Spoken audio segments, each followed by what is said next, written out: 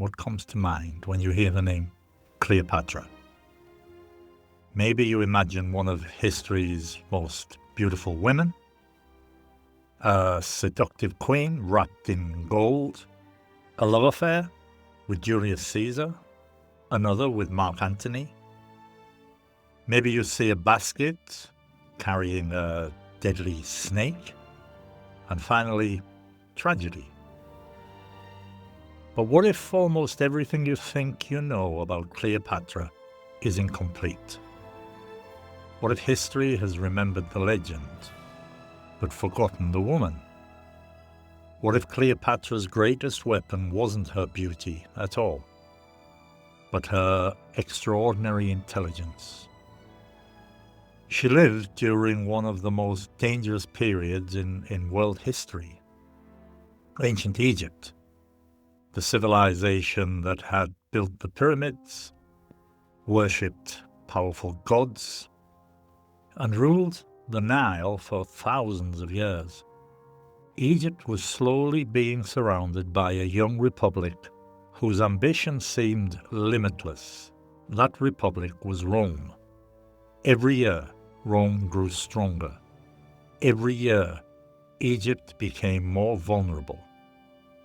And standing between one of the world's oldest civilizations and one of history's fastest-growing empires was a young queen who spoke multiple languages, understood politics better than many experienced rulers, and repeatedly managed to survive situations that should have destroyed her. Today, we're traveling back more than 2,000 years to discover the real Cleopatra. This is not the Hollywood version, not the legend, but the woman herself. Who was she? How did she become queen? How did she repeatedly outsmart rivals who underestimated her? And why, more than 20 centuries later, are we still talking about her? Stay with me, because Cleopatra's story is one of the greatest political dramas ever lived. And as always, while we explore the history together, you'll naturally improve your English through vocabulary, phrasal verbs, idioms, grammar, pronunciation, and authentic expressions that native speakers actually use. So welcome to Listen Global English. I'm Gary. I'm British, but I've lived and taught here in Colombia since 2010. And over the last 16 years, I've taught English to professionals, to companies, to individual students across Colombia, across South America, and around the world. The philosophy or the methodology behind this podcast is very simple. Rather than learning English by memorizing endless vocabulary lists or isolated grammar rules, we learn naturally through fascinating real-world stories. As we listen, I'll explain advanced vocabulary exactly when it appears. We'll look at useful phrasal verbs, interesting idioms, natural pronunciation, and occasionally we'll pause for a grammar point that native speakers use all the time. For example, today I might say Cleopatra stood out from the other rulers of her dynasty. That's a phrasal verb, to stand out. If someone stands out, they are noticeably different from everyone else. You could hear today among all the students, Maria really stood out because of her confidence. Or maybe I'll say Egypt was on the brink of losing its independence. That expression, on the brink of, this means very close to something important happening, usually something dramatic. You might hear today the company was on the brink of bankruptcy. The country was on the brink of civil war. You'll hear expressions like these naturally throughout today's story. So let's travel to Alexandria. Imagine that it's just before sunrise. The Mediterranean Sea is perfectly calm. Fishing boats drift quietly across the water, and the first rays of sunlight begin to illuminate an enormous white lighthouse rising above the harbour. Its flame has guided sailors throughout the night, and merchants are arriving from every direction. Greek traders, Egyptian farmers, Jewish scholars, Phoenician sailors, maybe Arab merchants carrying spices, African caravans loaded with ivory, and somewhere nearby, one of the greatest libraries the world has ever known is beginning another day. Welcome to Alexandria. It was one of the largest, richest, and most cosmopolitan cities on earth. If somewhere is cosmopolitan, it contains people from many different countries and cultures and backgrounds. Modern London, for example, is an extremely cosmopolitan city. Singapore is famous for its cosmopolitan population. And Alexandria was exactly that. Thousands of years ago, people speaking dozens of different languages walked the streets of Alexandria every single day. But here's something many people don't realize. Alexandria wasn't originally an Egyptian city. It had been founded by one of history's greatest conquerors, Alexander the Great. Long before Cleopatra was born, a young Macedonian king named Alexander conquered an empire stretching from Greece all the way to India. He moved so quickly, won so many battles, and defeated so many enemies that even today military academies still study his campaigns. In 331 BC, Alexander entered Egypt. Rather than destroying it, he decided to create an entirely new city. He named it Alexandria. Simple. To found a city, notice the verb. We say someone founds a city, not finds. To found means to establish or create something. For example, Alexander founded Alexandria. Today you could say Steve Jobs co-founded Apple. Notice the pronunciation. Found and found sound identical, but one means to establish, while the other means to discover. English is often confusing like that. Unfortunately, Alexander never had the opportunity to enjoy this magnificent new city. Just a few years later, he died unexpectedly. He was only 32 years old. And immediately his empire began falling apart. That's an idiom, by the way. Everything fell apart. If something falls apart, it collapses or stops functioning successfully. Marriages fall apart. You could say the peace agreement quickly fell apart. Alexander's empire, quite literally, fell apart. His generals began fighting each other. Each wanted a piece of the empire. Eventually, one general, Ptolemy, secured Egypt, and this changed history forever. Now, this is fascinating.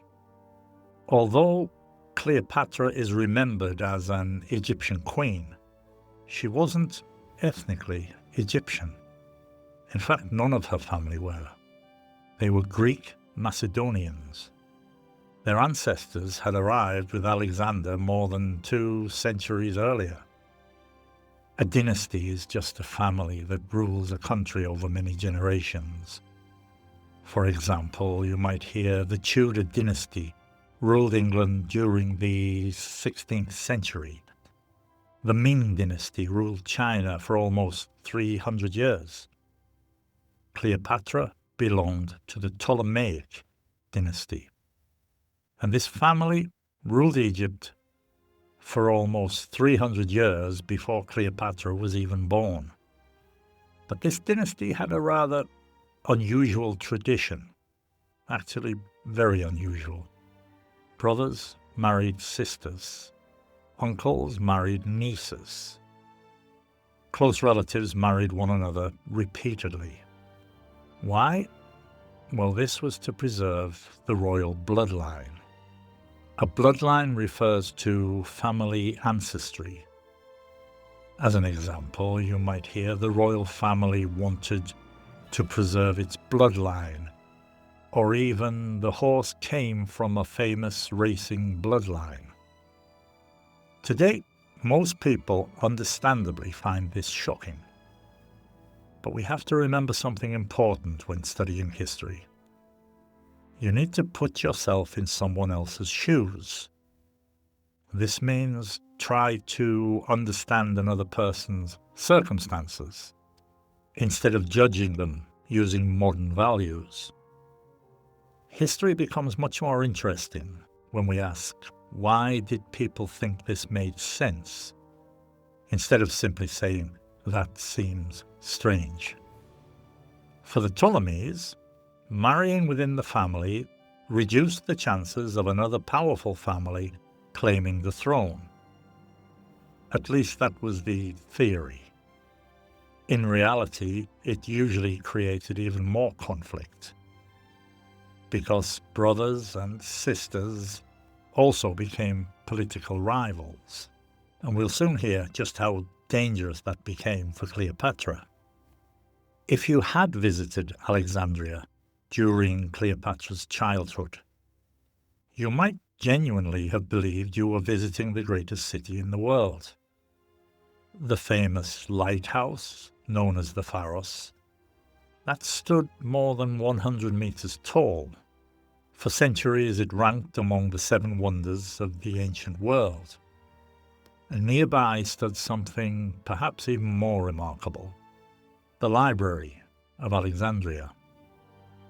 If you imagine shelf after shelf, room after room actually, filled with handwritten scrolls collected from across the known world, thousands, maybe hundreds of thousands of books, although technically they weren't books. They were papyrus scrolls.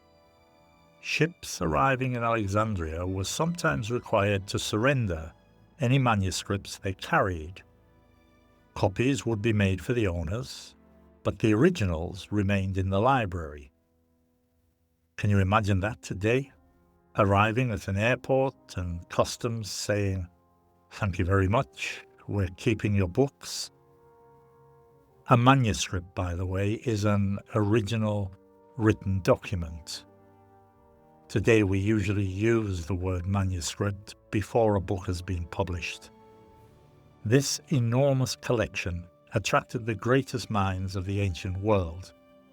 Mathematicians, astronomers, doctors, philosophers, geographers, scientists. Many discoveries that still influence us today were made in Alexandria. Now you'll hear a phrasal verb, to carry out research. This means to perform scientific investigation in this case. For example, scholars carried out research in Alexandria for centuries. Notice how common this expression is. Scientists don't do research usually. Well, almost always native speakers say carry out research. So into this extraordinary city, early in 69 BC, a little girl was born. Her name was Cleopatra VII Philopator, or simply Cleopatra. Interestingly, her name comes from Greek. It roughly means the glory of her father. It was a family name. Several queens before her had also been called Cleopatra, just as many of the kings were called Ptolemy. Historians often joke today that researching this dynasty requires a notebook simply to remember which Ptolemy is which. And honestly, they're not wrong. To keep track of something, that's an idiom. It means to continue knowing where someone or something is, or what is happening. An example here would be it's difficult to keep track of all of the Ptolemies. Cleopatra's father was King Ptolemy XIII. Unfortunately, he wasn't a particularly successful ruler. He loved music, especially playing the flute. To govern means to rule or administer a country. The king governed Egypt for many years, for example. Now, Ptolemy's greatest problem wasn't Egypt, it was Rome. By the time Cleopatra was born, Rome had become the most powerful republic in the Mediterranean. Almost every neighboring kingdom had already fallen under Roman influence. Egypt remained independent, but only just. They were living on borrowed time. This means continuing to exist when the end seems inevitable, living on borrowed time. Egypt, without realizing it, was living on borrowed time. And Cleopatra, still only a child, was growing up inside a kingdom balanced between incredible wealth and enormous danger. She couldn't possibly know it yet, but everything she would become, every language she learned, every political lesson she absorbed, every conversation she overheard inside the palace, would one day help determine whether Egypt survived or disappeared forever. You see, before Cleopatra ever wore a crown, before she negotiated with Roman generals, before she stood before Julius Caesar, she became something much rarer. She became extraordinarily educated. And in the ancient world, education was power. So if you imagine Alexandria once again, the city is waking slowly. The first sunlight reflects off white marble buildings. Merchants are opening wooden shutters. Fishermen unload their catches onto the harbor. Nearby, priests walk quietly towards the temples carrying incense. Scholars are already making their way towards the Mausoleum, the great center of learning attached to the Library of Alexandria. If knowledge had a capital city, this was it. Unlike most ancient capitals, Alexandria wasn't famous simply because it possessed wealth. It was famous because it possessed ideas. People traveled hundreds, sometimes thousands of kilometers to study there. Mathematicians, doctors, astronomers, geographers, poets, philosophers. Some of the brightest minds in the ancient world gathered inside its libraries and lecture halls.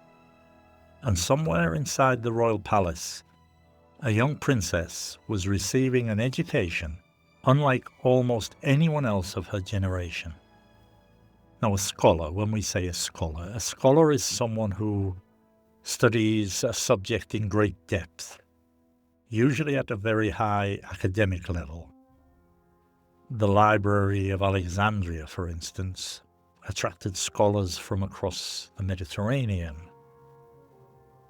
Cleopatra became one of the leading scholars of ancient history. Notice that scholar sounds much more formal than student. You could say that a student learns, a scholar researches and teaches and contributes new knowledge. And Cleopatra's tutors probably represented the very best Alexandria could offer. Imagine learning mathematics from people whose teachers had studied under the successors of Euclid. Learning medicine from physicians whose research was copied across the Mediterranean, or learning astronomy in the city where the circumference of the Earth, astonishingly accurately, had been calculated centuries earlier. This wasn't simply education. It was intellectual immersion. To be immersed in something, you are completely surrounded by it. For example, children learn languages more quickly when they are immersed in them. And Cleopatra was immersed in one of the world's greatest intellectual environments. Now here's something remarkable. Most members of Cleopatra's family had ruled Egypt without speaking Egyptian. Think about that for a moment. For almost 300 years, the rulers of Egypt often couldn't communicate directly with the majority of their own people. Instead, they spoke Greek. Greek was the language of the royal court. Greek was the language of administration, the language of education. But the ordinary people, they spoke Egyptian. Cleopatra decided that wasn't good enough. She learned Egyptian fluently. When we say to pick up a language, this means to learn a language naturally. And she picked up Egyptian while growing up in Alexandria. Children often pick up languages incredibly quickly. Notice we often use pick up rather than simply learn in conversational English. Ancient writers tell us Cleopatra could speak many languages: Greek, Egyptian, Latin, Hebrew, possibly Aramaic, maybe several others. Imagine how extraordinary that was more than 2,000 years ago. No translation apps, no dictionaries in your pocket, no language schools of any kind. Only years of patient study. To have a gift for something is an idiom.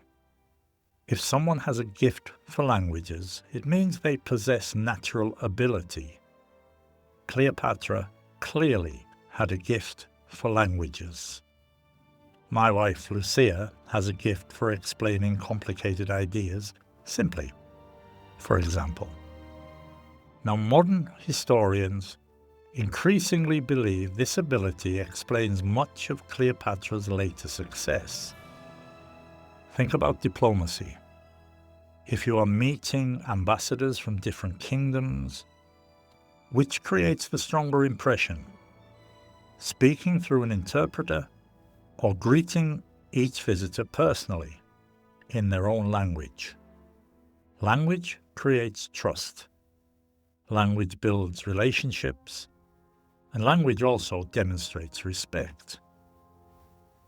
Cleopatra understood this centuries before modern leadership books began talking about emotional intelligence. Unfortunately, while Cleopatra's education flourished, it went from strength to strength, we say.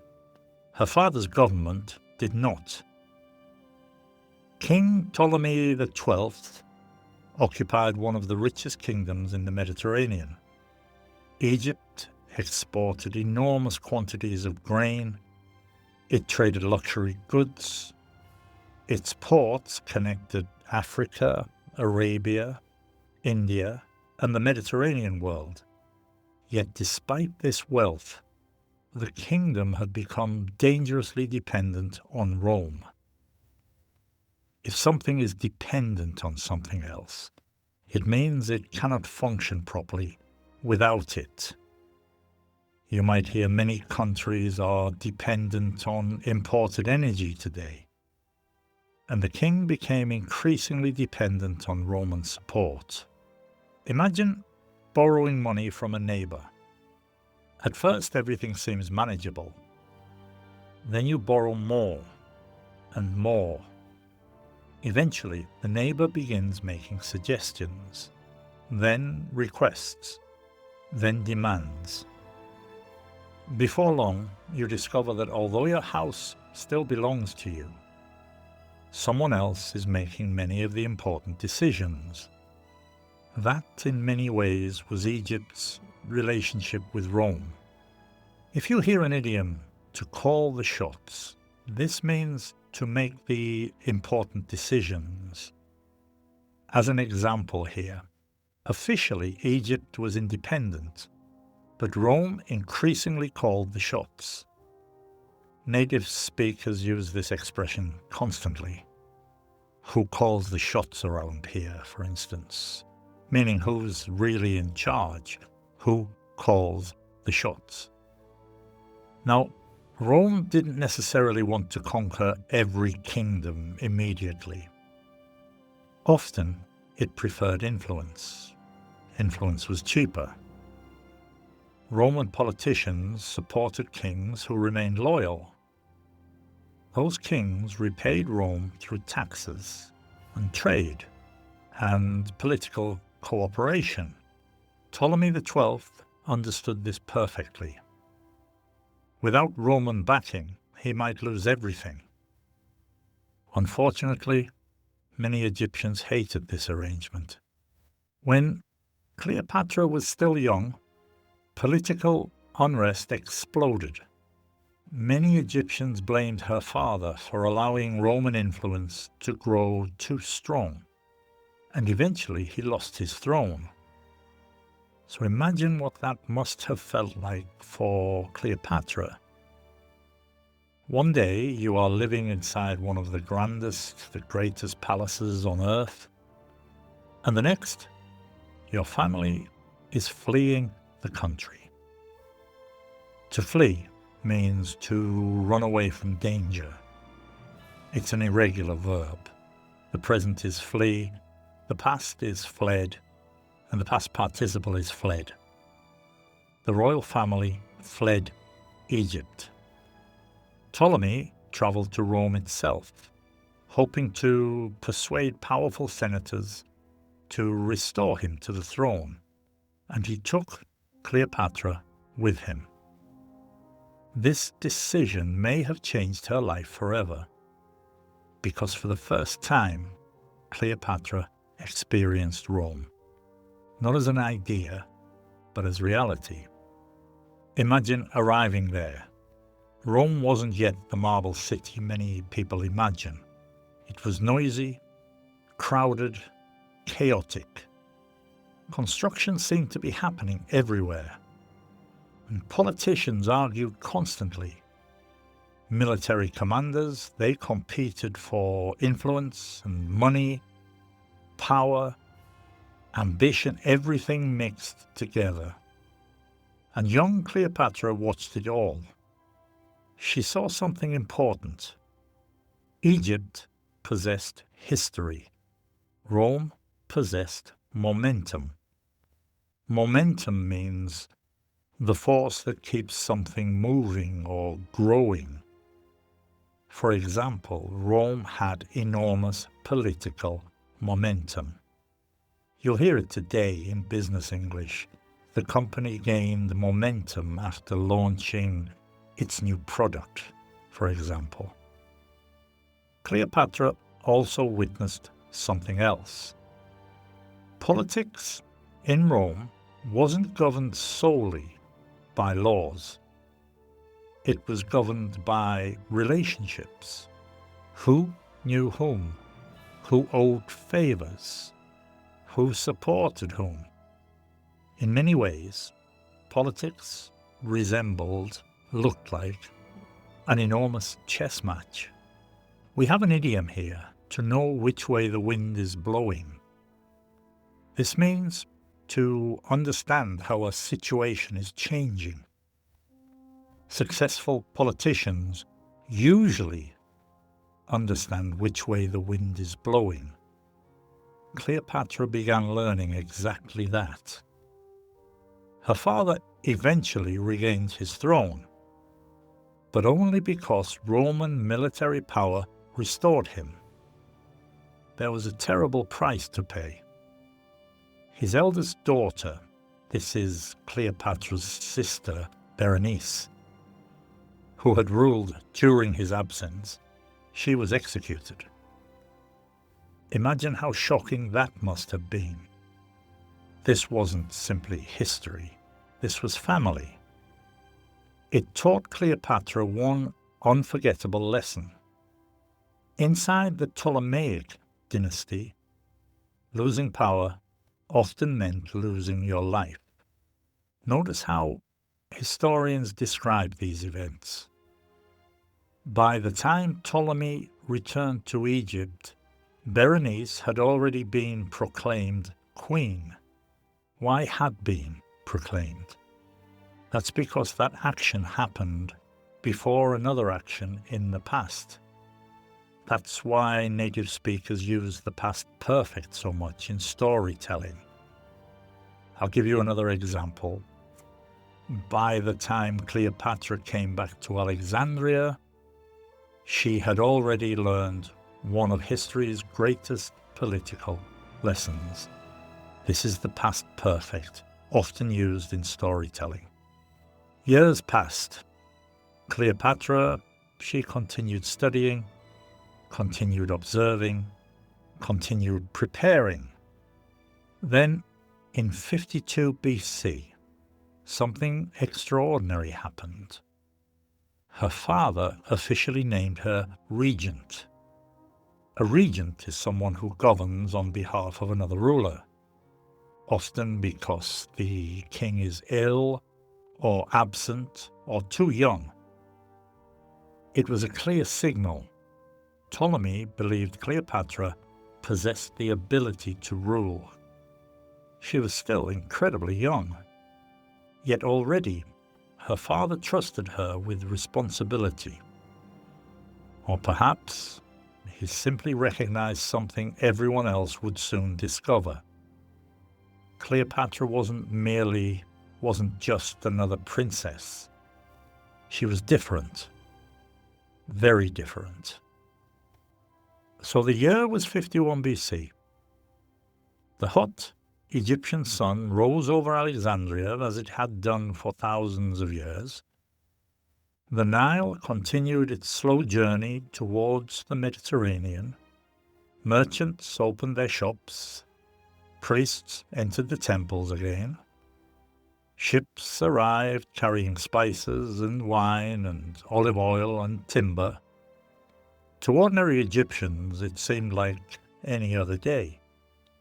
Inside the royal palace, everything had changed. King Ptolemy XII was dead. And at only 18 years old, Cleopatra suddenly found herself responsible for one of the richest kingdoms in the ancient world. Imagine that responsibility. At 18 today, many people are just beginning university. Some are looking for their first job. Others are still deciding what they want to do with their lives. Cleopatra wasn't choosing a career. She was inheriting an entire civilization. To inherit, well, normally we use inherit when someone receives money or property after another person's death. But we also use it more broadly. You can inherit responsibility or problems, traditions or opportunities. For example, Cleopatra inherited a kingdom. You might hear the new president inherited a difficult economy, or she inherited problems she didn't create. Native speakers use this figuratively all the time. So back to the story.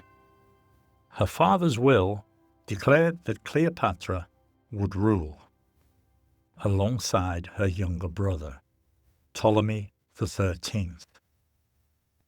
There was only one problem with this.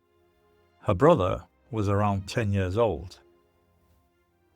A co-ruler is someone who shares power with another monarch. On paper, in theory, Cleopatra and her brother ruled together. In reality, it was never going to be that simple. According to long-standing Ptolemaic tradition, the new queen and her younger brother also became husband and wife. Again, to modern listeners, that sounds deeply disturbing. But once again, history requires context. The marriage wasn't based on love. It wasn't even expected to resemble a normal marriage. It was primarily political. It symbolized continuity, and it reinforced the royal bloodline. It also attempted to convince the Egyptian people that stability still existed. Unfortunately, appearances can be deceiving. When we say that, appearances can be deceiving, this means things often look different from reality. For example, the palace appeared calm, but appearances were deceiving. Or he looked confident, but appearances can be deceiving. Inside the palace, the relationship between Cleopatra and her brother deteriorated almost immediately, not necessarily because of personal hatred, but because other people began pulling the strings. That's an idiom, to pull the strings. It means to secretly control people or events from behind the scenes. Several advisors were pulling the strings behind the young king, for example. Who was really pulling the strings, you could ask? Notice how often we use this expression when discussing politics. Because Ptolemy XIII was still a child, around 10, when he inherited the throne, others governed in his name. One of the most influential figures was a court official named Pothinus. He had no intention of allowing an intelligent young queen to dominate Egyptian politics. Slowly and carefully, he began convincing the young king that Cleopatra represented a threat. Imagine being surrounded every day by advisors telling you, your sister wants all the power, she's ignoring your authority, people respect her more than they respect you. Eventually, you might begin believing them. To manipulate someone means to influence them unfairly for your own advantage. And Pothinus manipulated the young king. This wasn't simply a disagreement between brother and sister. It became a struggle between two political factions. And before long, Egypt was moving towards civil war. To turn against someone is a phrasal verb. It means to stop supporting someone and begin opposing them. Many members of the court turned against Cleopatra. One of the most remarkable things about Cleopatra is that she refused to disappear quietly. Many rulers, especially young rulers, would simply have accepted defeat. Cleopatra did not. She continued issuing official documents using only her own name. She appeared alone on some royal inscriptions. She behaved quite deliberately, like the sole ruler of Egypt. That tells us something important about her personality. Confidence, perhaps even stubbornness. Stubborn is someone who refuses to change their opinion. Sometimes that's negative. Sometimes it's exactly what successful leaders need. Eventually, Pothinus struck back. Cleopatra lost control of Alexandria. She was forced into exile. Imagine leaving everything you've ever known, your home, your palace in this case, your libraries, your gardens, your city. Now imagine leaving because your own family has driven you out. Cleopatra crossed into Syria, where she began doing something extraordinary. She started building an army. Exile, by the way, just means being forced to live away from your own country. Napoleon spent years in exile. You might hear the writer lived in political exile. So think about how different Cleopatra's life had become. Only a few months earlier, she had sat upon Egypt's throne. Now, she negotiated with mercenaries, found money, secured supplies. She planned military campaigns. Failure was no longer just an embarrassment. Failure meant death. If your back is against the wall, you have no good options remaining. That's what that idiom means. Back against the wall. With her back against the wall, Cleopatra refused to surrender. Something equally dramatic was happening hundreds of kilometers away. Rome itself was falling apart. For decades, the Roman Republic had grown stronger. But now, its greatest generals were preparing to fight each other. On one side stood Pompey the Great, one of Rome's greatest military commanders. A national hero, a man who had conquered pirates, expanded Roman territory, and dominated politics for years. On the other side stood someone younger, someone even more ambitious, a brilliant general named Julius Caesar. Ambitious just means to strongly desire success, usually in career, politics, or business. As an example, Caesar was extraordinarily ambitious. She's ambitious enough to become CEO one day. You might hear that today. Their conflict, Pompey and Caesar, their conflict eventually became one of history's most famous civil wars. In 49 BC, Caesar crossed a small river called the Rubicon. It seemed like a simple military movement. In reality, it meant rebellion. It meant civil war. You might hear that today, to cross the Rubicon. This expression comes directly from this historical event when Caesar crossed the Rubicon. It means to make a decision that cannot be reversed. You might hear once the company announced the merger, it had crossed the Rubicon. Leaving his job meant crossing the Rubicon. Native speakers still use this expression today, more than 2,000 years later. For several years, Caesar and Pompey, they fought across the Roman world, and eventually their armies met in Greece.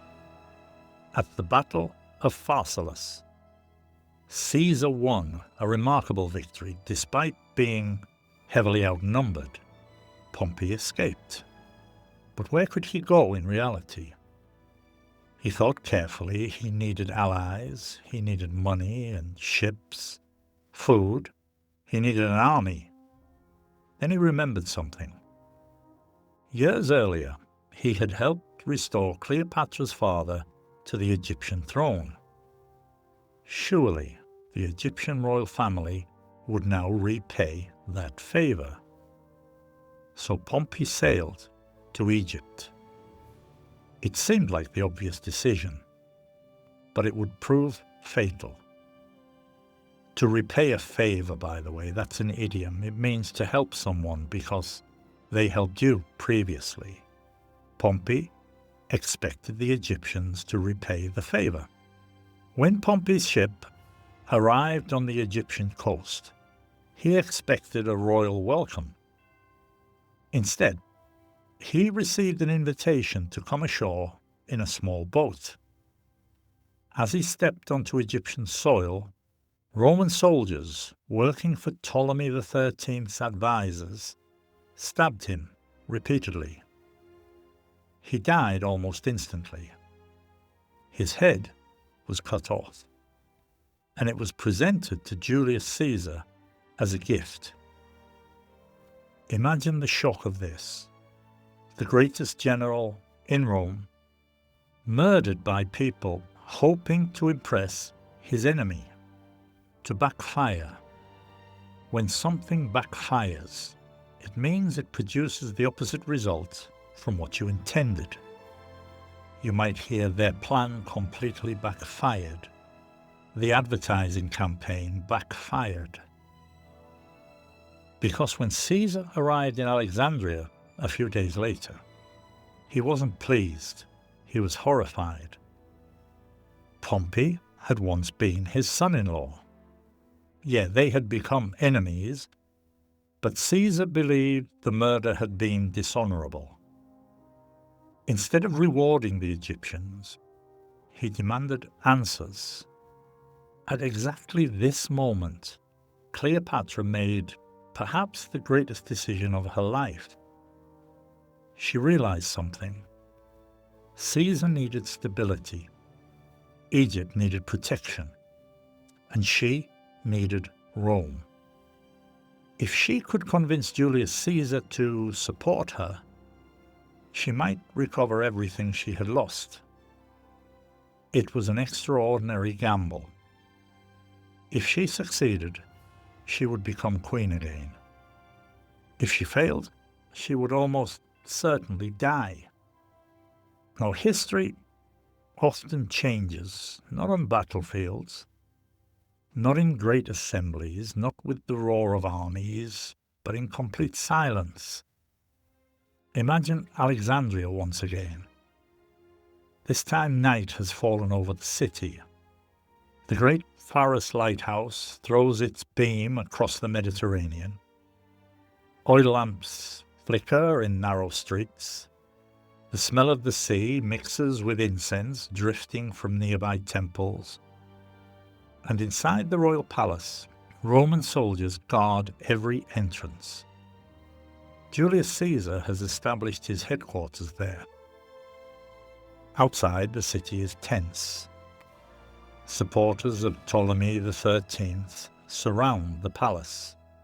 They know Caesar is inside. They also know Cleopatra wants to meet him. And they know that if those two people ever speak face to face, everything could change. Cleopatra knows it too. She cannot simply walk through the palace gates. Her enemies would arrest her, perhaps kill her, before she ever reached Caesar. So she chooses another way. One of history's boldest political gambles. A gamble is a risky decision whose outcome is uncertain. Originally, the word referred to betting money. Today we use it much more broadly. Starting a new business can be a gamble. Leaving a secured job is often a gamble. Meeting Caesar secretly was an enormous gamble. Notice that native speakers often say it's a gamble rather than it's risky. You've probably heard the story. Cleopatra was supposedly rolled inside a carpet, or perhaps a large sack used for carrying expensive linen. Her royal servants smuggled her into the palace. When the bundle was opened, out stepped Cleopatra. It's one of the most famous images in history. But did it actually happen? Ancient writers on this, they disagree slightly. Some describe a carpet, others describe bedding wrapped tightly in cloth. What most historians agree on is that Cleopatra secretly entered the palace in some concealed form. She needed to avoid her enemies long enough to reach Caesar. When we say to conceal means to hide something deliberately. For example, she concealed her identity, or the mountains were concealed by fog. He concealed the documents inside her suitcase, for example. Anyway, back to the story. And now, late at night, a young queen appears unexpectedly inside his room. Not begging, not crying, not panicking, negotiating. To keep your cool, that's an idiom. It means to remain calm during an extremely stressful situation. Cleopatra kept her cool. This is perhaps one of Cleopatra's most impressive qualities. Throughout her life, she repeatedly remained calm. She kept her cool, while those around her lost control. Great leaders often possess exactly this characteristic. Hollywood has spent decades convincing us that Caesar immediately fell in love with Cleopatra because she was extraordinarily beautiful. Reality is probably much more interesting. Ancient writers rarely describe Cleopatra as the most beautiful woman in the world. In fact, some coins produced during her reign suggest she possessed rather ordinary features, perhaps even a strong nose, a large nose. Certainly not the glamorous image later created in paintings and movies. So why was everyone fascinated by her? Maybe because beauty fades, conversation doesn't. Ancient historians repeatedly praise Cleopatra's intelligence, her wit, her voice, her education, her confidence. One ancient writer even suggested that simply listening to Cleopatra speak was captivating. Wit, by the way, means the ability to speak intelligently and humorously. You might hear she was famous for her wit, or his quick wit made him popular. To make an impression, if someone makes an impression, people remember them. As an example, Cleopatra made an immediate impression on Caesar. Think about interviews today. Most employers don't remember the most physically attractive candidate. They remember the person who communicates well, who thinks clearly, who seems confident. Cleopatra understood this instinctively. Before we continue, let's pause for a moment. Who exactly was Julius Caesar? Because his reputation today is almost impossible to exaggerate. When Caesar arrived in Egypt, he wasn't merely a successful general. He was arguably the most famous man in the Roman world. He had conquered Gaul, modern France. He had crossed into Britain. He had defeated enormous armies. And recently, he had won a civil war against Pompey. His military victories transformed Rome forever. A reputation, by the way. A person's reputation is what other people generally think about them. Caesar had a reputation for brilliance. Caesar was 52 years old at this point. Cleopatra, around 21. More than 30 years separated them. Yet politically, they needed one another. Caesar required stability in Egypt. Cleopatra required someone powerful enough to restore her throne. Their relationship, at least initially, was based on mutual advantage, mutual benefit. If something produces mutual benefit, it means both sides gain something. For example, their alliance produced mutual benefits. Today, successful business partnerships usually involve mutual benefit. Now, not everyone welcomed this new alliance. Quite the opposite. When supporters of Ptolemy XIII discovered that Caesar had recognized Cleopatra, they reacted with fury. Soon, The Roman general, Julius Caesar, found himself trapped inside Alexandria with relatively few soldiers. He was surrounded by a hostile army. The palace itself became almost a fortress. Outside, thousands of enemy troops waited, and inside, Caesar and Cleopatra discussed strategy, while Roman soldiers guarded every entrance. It was like a siege. A siege happens when an army surrounds a city or fortress, preventing supplies or reinforcements from entering. You might hear the city remained under siege, or the siege lasted several months. Imagine being inside that palace. Food becoming scarcer, rarer, in short supply, scarcer. Messages increasingly difficult to send. Every day, uncertainty. Would reinforcements arrive? Would the walls hold? Would the city fall? To hold your breath. This expression doesn't literally mean stopping breathing. It means waiting nervously to discover what happens next. The defenders held their breath as enemy ships approached. Eventually, reinforcements arrived from Syria. Caesar launched a decisive campaign against Ptolemy XIII's forces. The battle ended in disaster for the young king. While attempting to escape across the Nile, his boat reportedly overturned and he drowned. To overthrow means to remove a government or a ruler by force.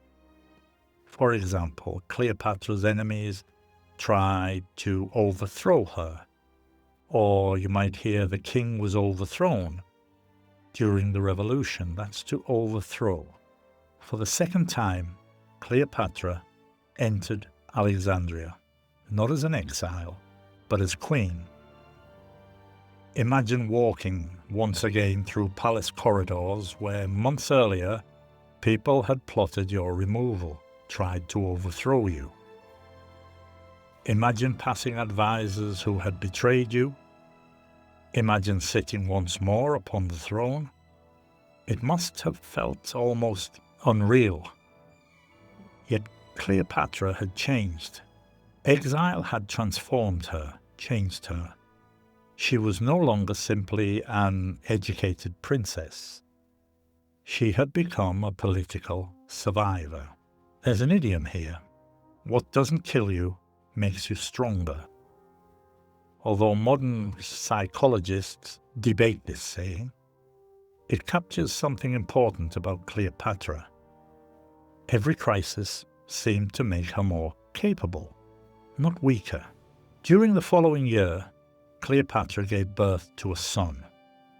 His official name was Ptolemy XV. History remembers him as Caesarion, meaning Little Caesar. Cleopatra insisted that Julius Caesar was the father. Whether Caesar fully accepted this publicly remains debated to this day. But privately, many people believed the child was indeed his.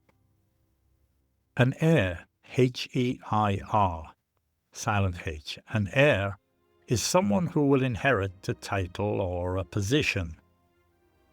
Caesarion was presented as Caesar's heir in Egypt, for example. For Cleopatra, Caesarion represented much more than a son. He represented security, continuity, the future of her dynasty. If Egypt could unite the prestige of the Ptolemies with the growing power of Rome, perhaps the kingdom could survive. It was an ambitious dream. History, however, had other plans. Imagine standing on the deck of a large merchant ship. The sails are full. The Mediterranean stretches endlessly before you. Behind you, Egypt. Ahead, Rome, the greatest power the Mediterranean had ever seen. For Cleopatra, this was more than just a journey, far more than a journey. It was an opportunity. If Julius Caesar truly intended to reshape the Roman Republic, then Egypt needed to stand beside him. Not beneath him, not against him, beside him. So sometime around 46 BC, Cleopatra traveled to Rome with her young son, Caesarion. Imagine the reaction. Many Romans had never seen an Egyptian queen before. To them, she represented wealth, mystery, luxury, and the ancient civilization of the Nile.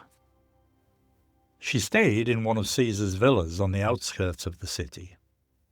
Every movement she made attracted attention. Every public appearance generated rumors. Every conversation became political. A rumor is information that people spread without knowing whether it is true. For example, rumors spread quickly through Rome. There were rumors that Caesar wanted to become king. Notice that rumor is usually something uncertain. A fact has evidence. A rumor does not. Now here's something fascinating. The Romans admired powerful leaders, but they hated kings. That sounds contradictory. You see, centuries earlier, Rome had expelled its last king, and from that moment onward, Romans believed that kings represented tyranny. Instead, they governed through a republic. Or at least that was the theory. By Caesar's time, one man had accumulated so much influence, so much military success, and so much popularity that many Romans feared the republic itself was disappearing. Tyranny, by the way, means cruel or absolute rule by one person. Many senators feared Caesar would establish a tyranny. We have an idiom here: power tends to corrupt. This is a famous saying. It suggests that the more power someone gains, the greater the temptation to misuse it. Whether or not you agree with this, that power tends to corrupt, many Roman senators certainly believed it. The presence of Cleopatra in Rome only intensified these fears. Some people wondered, would Caesar marry the Egyptian queen? Would he move the center of power eastwards or southeastwards to Egypt? Would Caesarion eventually inherit both Egypt and Rome? Now, these fears were probably exaggerated, but politics often runs on fear rather than facts. There's an expression here: to fuel speculation. If something fuels speculation, it encourages people to guess about what might happen. Cleopatra's arrival fueled speculation. Then, everything changed. The date was the 15th of March, 44 BC. The Romans called it the Ides of March. Caesar entered the Senate. He expected another day of politics. Instead, he walked into an assassination. Around 60 conspirators surrounded him. Daggers flashed. Within moments, the greatest man in Rome lay dying at the foot of a statue of Pompey. Ironically, the very man he had defeated. Now, ancient writers at this point, they disagree about Caesar's famous last words. Some claim he said, "Et tu, Brute," "You too, Brutus." Others suggest he said nothing at all. But whatever his final words were, his death plunged Rome into chaos once again. A conspiracy is a secret plan by a group of people to do something illegal or harmful. Examples: the assassination resulted from a conspiracy. Today you'll hear police uncovered a criminal conspiracy. You'll often hear a phrasal verb here, to carry out, in news reports. The conspirators carried out the assassination, for instance. It just means they performed it.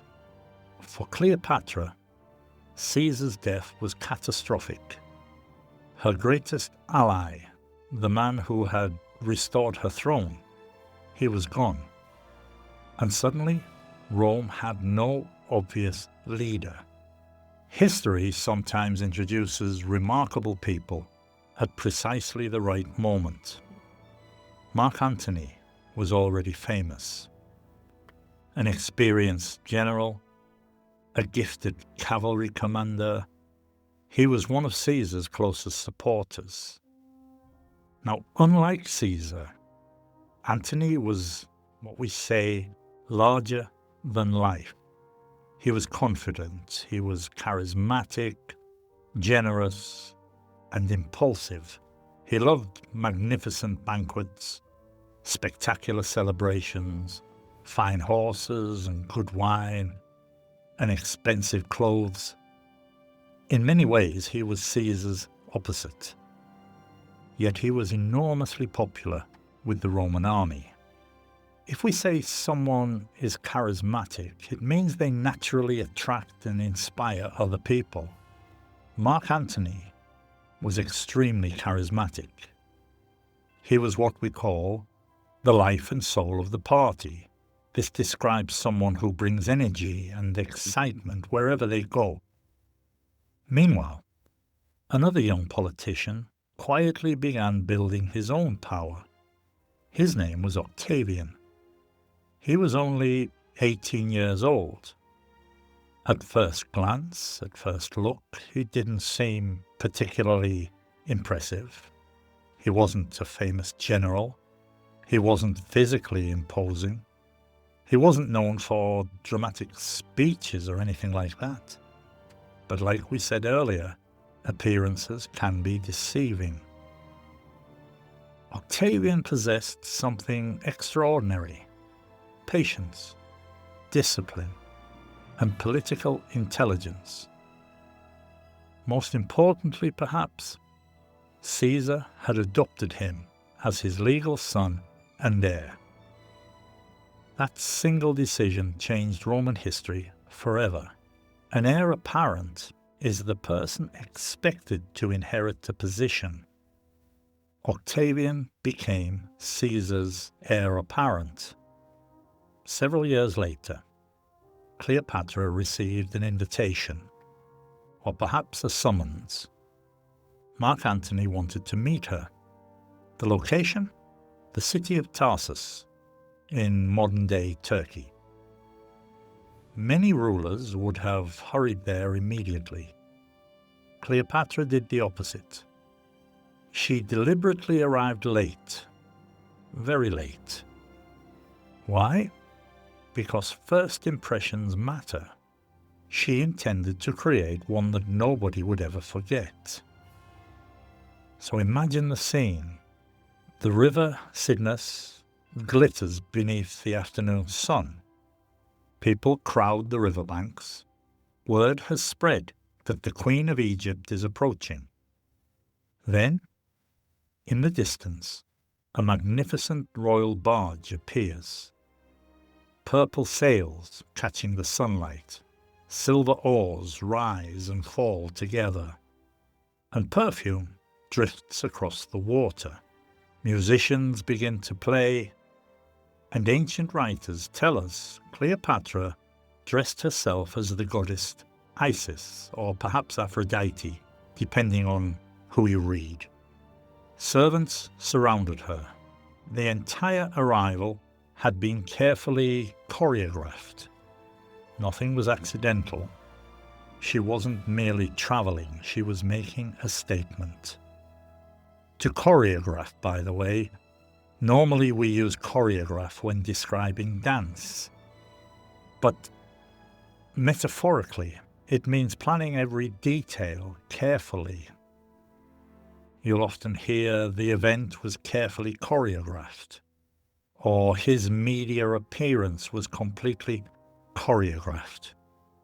Mark Antony, who had expected to summon an ordinary queen, instead found himself watching one of history's greatest political performances. Notice I said political performance, not romantic, because before any love story began, there was diplomacy. Cleopatra wanted Antony's military support. Antony wanted Egypt's enormous wealth. Once again, their relationship began with mutual advantage. To kill two birds with one stone means to achieve two objectives with one action. Meeting Antony allowed Cleopatra to strengthen Egypt, while Antony gained an enormous, wealthy ally. Was it really love? This is one of history's great questions.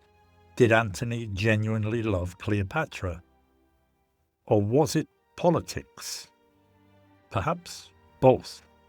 The truth is, human relationships are rarely simple. Over the following years, they had 3 children together. They spent long periods in Alexandria. They celebrated magnificent festivals. Ancient writers describe banquets of astonishing luxury. Yet they also governed and planned military campaigns. They negotiated alliances. They discussed the future of the Eastern Mediterranean. Cleopatra wasn't distracting Antony from politics. She was participating in politics. That distinction matters enormously. A stateswoman is a highly respected female political leader, and many modern historians increasingly describe Cleopatra not simply as a queen, but as a stateswoman. Now in 34 BC, Antony made one of the most controversial decisions of his career, of his life. At a magnificent ceremony in Alexandria, he distributed territories across the Eastern Mediterranean to Cleopatra and their children. Ancient historians call this event the Donations of Alexandria. To many Egyptians, it looked magnificent. To many Romans, it looked like betrayal. When we say to distribute, it means to divide and give out. You might hear the king distributed land among his supporters, for example. Octavian at this point, he immediately recognized an opportunity. He began presenting Antony as a man who had abandoned Rome for an Eastern queen. Whether that was fair is another question entirely. But politically, it worked. Public opinion slowly turned against Antony. There's an idiom here, to turn the tide, meaning to change the direction of events. Octavian was beginning to turn the tide, and that tide would soon sweep the Roman world toward one final confrontation, a naval battle that would decide the future of Rome, the future of Egypt, and the fate of Cleopatra herself. We're going to talk about the Battle of Actium and the fall of Alexandria, and the truth behind Cleopatra's death, and why her legacy has survived for more than 2,000 years. History has a way of placing extraordinary people on a collision course. Sometimes that collision seems almost unavoidable. By the early 30s BC, there were really only 2 great powers left in the Mediterranean. On one side we had Mark Antony and Cleopatra, and on the other Octavian. Neither side could comfortably coexist with the other. Rome was simply becoming too powerful, and Egypt remained too wealthy, too strategically important, and too independent. War was becoming inevitable. When we say inevitable, if something is inevitable, it cannot realistically be avoided. You might hear many historians believe war had become inevitable, or after months of disagreements, their separation seemed inevitable. Notice how native speakers often say, "It was only a matter of time," before describing something inevitable. A matter of time means something will almost certainly happen eventually. It was only a matter of time before Rome and Egypt went to war. Interestingly, Octavian's greatest weapon wasn't his army, at least not at first. It was information, or perhaps more accurately, propaganda. Propaganda is information presented in a way that deliberately influences public opinion. Sometimes it's completely true. Sometimes partly true. Sometimes propaganda is completely false. Its purpose is persuasion. Octavian understood something that politicians still understand today. People don't simply fight wars with soldiers. They fight wars with stories. If he could convince ordinary Romans that Antony had abandoned Rome, then Antony's military defeat would become much easier. So Octavian carefully built a narrative. According to him, Antony was no longer behaving like a Roman. Instead, he had become completely controlled by Cleopatra. And the Egyptian queen, she was portrayed as dangerous, manipulative, exotic, a foreign woman trying to dominate Rome. It was brilliant political communication because it transformed the Roman civil war into a patriotic struggle against a foreign threat. The expression "to shape public opinion" means to influence what ordinary people think. You might hear the newspapers helped shape public opinion. Many modern historians argue that this image of Cleopatra survived for 2,000 years. In other words, some of what people believe today may actually be Roman political advertising. That's a fascinating thought. You've heard the expression, "history is written by the victors." It means that the winners usually decide how later generations remember events. Now that's probably an oversimplification. History is usually more complicated than that. But in Cleopatra's case, there is certainly some truth in it. Most of the surviving Roman writers, they lived under Octavian's rule. Naturally, they tended to present his enemies rather negatively. The decisive confrontation finally came in 31 BC, not on land but at sea, near the western coast of Greece, a place called Actium. If you imagine standing on the deck of one of those enormous warships, hundreds of soldiers, archers, sailors, the smell of salt water and sweat and smoke, tar, the sound of drums echoing across the sea, thousands of men just waiting, knowing that before sunset, many of them would be dead. The fleets finally advanced. Octavian's forces, they were commanded by one of history's finest admirals. His name was Marcus Agrippa. He was patient and disciplined, and he was highly experienced. And gradually, Antony's larger ships, they became trapped. Their size, which had seemed like an advantage, became a disadvantage. An advantage, of course, is something that improves your chances of success. The opposite is a disadvantage. Speaking several languages gave Cleopatra an enormous advantage. For example, something unexpected happened. Cleopatra's ships suddenly broke through the fighting, and they sailed away. Now Antony looked towards her fleet, and he made an extraordinary decision. He followed her. The battle was effectively over. To cut your losses means to stop continuing a failing situation before it becomes even worse. Many historians still debate Cleopatra's decision.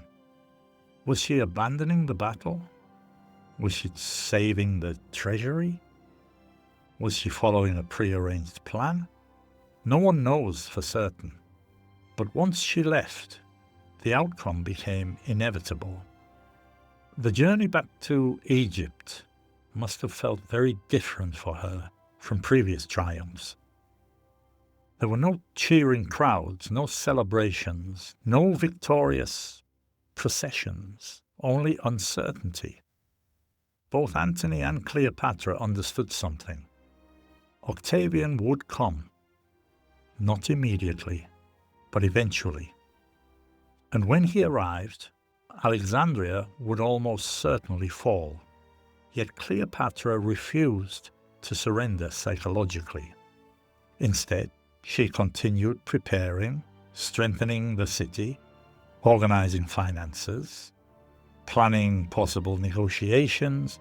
She never stopped acting like a queen. There's a phrasal verb here, to hold out. It means to continue resisting. You might hear the defenders hope they could hold out. Notice something interesting. Hold out can describe both physical resistance and emotional optimism. Anyway, 1 year later, Octavian entered Egypt. Resistance collapsed quickly. Many of Antony's remaining soldiers, they surrendered. Some even changed sides. We say jump ship. They jumped ship. Originally, this literally meant abandoning a ship. Today, it means leaving a losing situation.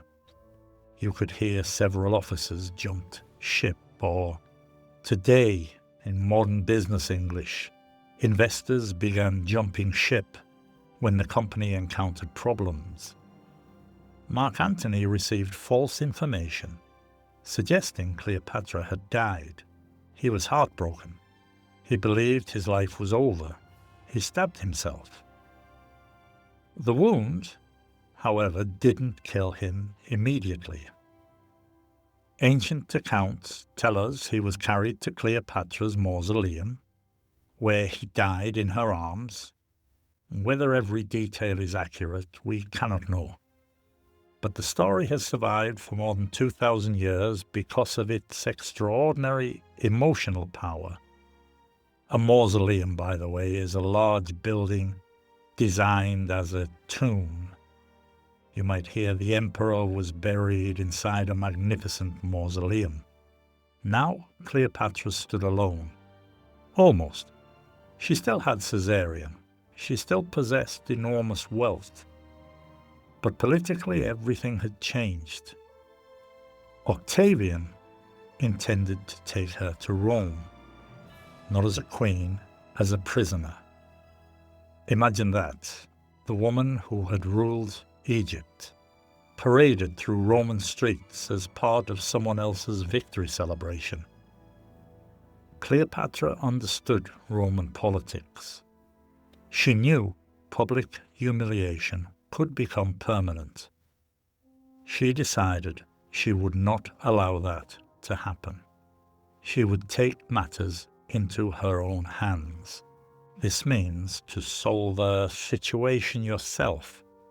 Instead of allowing others to decide, Cleopatra took matters into her own hands. Rather than waiting, she took matters into her own hands.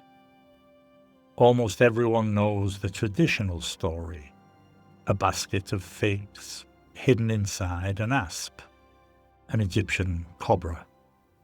The snake bites Cleopatra. She dies peacefully. It's one of history's most famous deaths. But is it true? Modern historians are much less certain. Some believe poison is more likely. Others think the logistics of hiding a cobra are surprisingly complicated. Still others suggest the story simply became popular because snakes possessed enormous symbolic importance in Egyptian culture. The truth is that we simply don't know. A legend is a story that may contain both truth and exaggeration. This particular legend has survived for centuries. Separating legend from history is often difficult. What we do know is this. Cleopatra died in August 30 BC. She was approximately 39 years old. With her death, the Ptolemaic dynasty ended. 3 centuries of Greek rule in Egypt came to an end. Egypt itself became a Roman province. For the first time in almost 3,000 years, the country was no longer ruled by its own pharaohs. An entire era of history ended with one woman. Let's finish with perhaps the biggest misconception of all. People still ask, was Cleopatra beautiful? Personally, I think that's the wrong question. A much better question would be, why did almost every powerful man who met Cleopatra respect her? Because history repeatedly provides the same answer. She was brilliantly educated, exceptionally courageous, politically intelligent, emotionally resilient. She was a gifted linguist, an accomplished diplomat.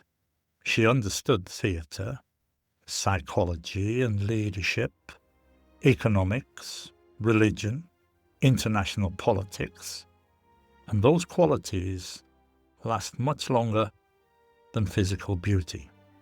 A person's legacy is what they leave behind after they die. Cleopatra's legacy continues today. We also talk about leaving your mark, creating a lasting impact. Cleopatra certainly left her mark on history. Perhaps that is why Cleopatra continues to fascinate us. Not because she was the last queen of Egypt, not because she knew Julius Caesar, or not because she loved Mark Antony, but because she spent her entire adult life trying to preserve the independence of one of the world's oldest civilizations against the most powerful republic on earth. Ultimately, she failed. But failure does not always diminish greatness. Sometimes it reveals it. The Roman poet Horace, writing not long after Cleopatra's death, described her final moments with unexpected admiration. If history had unfolded slightly differently, perhaps we would remember her not as the last queen of Egypt, but as the woman who stopped Rome. Instead, she became something else. She became a symbol, a legend, a ruler whose life reminds us that intelligence, education, communication, and resilience can sometimes become the greatest forms of power. And perhaps that's the real Cleopatra, not the mythical seductress, not the Hollywood queen, but an extraordinarily capable woman trying to save her country against almost impossible odds. So thank you very much for listening. If you enjoyed today's journey through ancient Egypt.